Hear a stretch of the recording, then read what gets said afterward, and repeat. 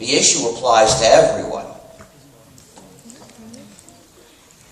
So it's great you don't have Facebook. What? It's great you don't have Facebook.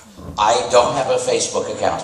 In any case, if you make an audio or video recording and you want to distribute copies, please do so only in the formats that are favorable to free software. In other words, the OGG formats or WebM. Please, no MP3, no MPEG, no Real Player or QuickTime or Windows Media Player, and certainly no Flash. And also, please put on the recordings the Creative Commons No Derivatives license.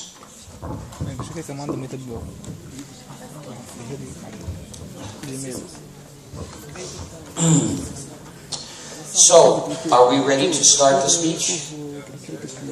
Okay, so I should start now? Okay. What is free software? Free software, logiciels libres, is software that respects your freedom and community. So it's an issue of freedom, not price. It doesn't mean logiciel gratuit. We're not talking about price here. It's an issue of human rights. I can explain free software in 3 words in French: liberté, égalité, fraternité.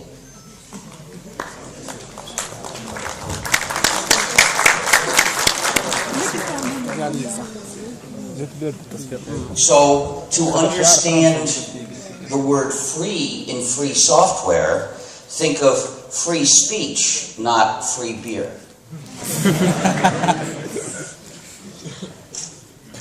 When a program is not free, we call it non-free, proprietary, user-subjugating software. Because every non-free program is the basis of a system of unjust power. Power of the developer over the users. Now, there are often dropouts. I hear slight gaps in the sound coming out of the loudspeakers. I think something is more or less wrong. But I guess it's good enough I can continue.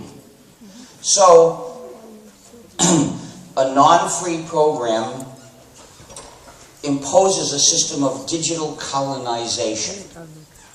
Which it's getting worse. It's as if there were a battery which were dying, except this doesn't have a battery, does it? What?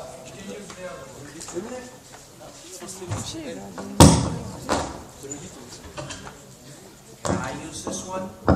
No, it's not set up. Okay, well, I'll continue using this one for as long as it works. In any case, if it's the microphone, it could be some other part of the system. And like any colonial system, it keeps the colonized people divided and helpless. They're divided because they're forbidden to redistribute the program, and they're helpless because they don't have the source code, so they can't change it. They can't even study it to find out what it really does to them. So a non-free program frequently has malicious features which the users often can't find out about, and even if they do find out, they can't get rid of them. But a free program respects freedom and community. That's very general. Let me be more specific. A program that you have a copy of is free software for you if that copy comes with the 4 essential freedoms. Freedom 0 is the freedom to run the program as you wish. Freedom 1 is the freedom to study the source code and change it so that it does your computing as you wish. Freedom 2 is the freedom to help others. That's the freedom to redistribute exact copies to others when you wish. And freedom 3 is the freedom to contribute to your community. That's the freedom to distribute copies of your modified versions when you wish. So, if the program comes with these 4 freedoms, then it's free software because the social system of its distribution and use is an ethical system, one that respects freedom and community. But if one of these freedoms is missing or insufficient, then the program is proprietary software because it imposes an unethical social system on its users. In order for these freedoms to be adequate, they must apply to all activities of life, including business. If someone says, this program is free, but only for non-commercial use, it's not free. But none of these 4 freedoms can be obligatory. The point is you should be free to do these things when you wish, not required, not compelled to do them. So, for instance, with a free program, with Freedom 0, you're free to run the program as you wish. But if you're a masochist, you can run it as you don't wish. You can also decide not to run it. With Freedom 1, you can study and change the source code, but this is not required. You can also receive the program and run it without looking at it. With Freedom 2, you can redistribute copies when you wish, but it's not compulsory. We never say, you must distribute a copy to him. The point is, you must not be forbidden to distribute a copy to him if you choose. And with Freedom 3, if you have made a modified version, you can distribute copies of that. But we don't say you must publish your modified versions. You can make a modified version and use it privately. So, the distinction between free and proprietary software is not a technical distinction. It is an ethical, social, and political distinction, which is why it's so important. The technical issues we can leave to technicians involved in any particular project, but ethical issues directly affect every user.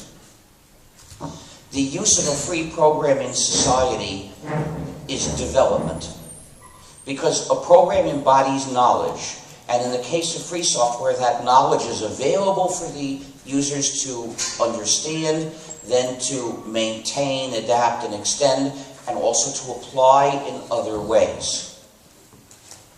However, the use in society of a proprietary program is not development because it's dependence. So, it's a social problem, and we should aim to eliminate that problem, eliminate the use of the proprietary program. To write a free program is a contribution to society. How much of a contribution, that depends on all the details. But at least it's released to society in a way that permits it to contribute whatever it has to offer.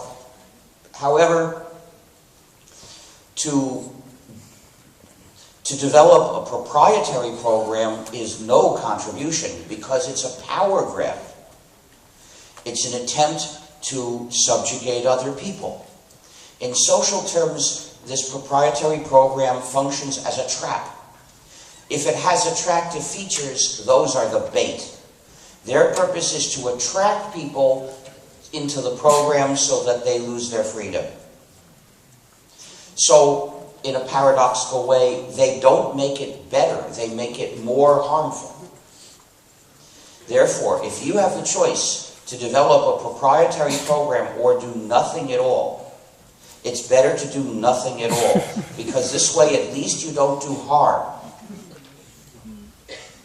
In real life, you probably have other choices that might be better than both of these. But if it's a choice between these two, don't write proprietary software. Do nothing. So, the objective of the free software movement is that all programs be free so that all their users can be free. But what makes these four freedoms essential? Why define free software this way? Each freedom has a reason. Freedom 2, the freedom to redistribute exact copies to help others, is essential on fundamental moral grounds, so you can live an upright, ethical life as a good member of your community. If you use a program that denies freedom 2, then you are in danger of falling into a moral dilemma at any moment. Whenever your good friend says, "That program looks convenient, could I have a copy?" In that moment, you will face a choice between two evils. One evil is to give your good friend a copy and violate the license of the program. The other evil is to refuse your good friend a copy and comply with the license of the program. If you are in the dilemma, then you ought to choose the lesser evil, which is to give your good friend a copy and violate the license of the program. What makes this the lesser evil? It's because if you are unable to avoid doing wrong to somebody or other, it's less bad to do wrong to somebody who deserves it because he has done wrong. We can assume that your good friend is a good member of your community and normally deserves your cooperation. There may be exceptions, but that's usually true. However, the developer of this proprietary program has deliberately attacked the social solidarity of your community. So if you've got to do wrong to one or the other, do it to the developer.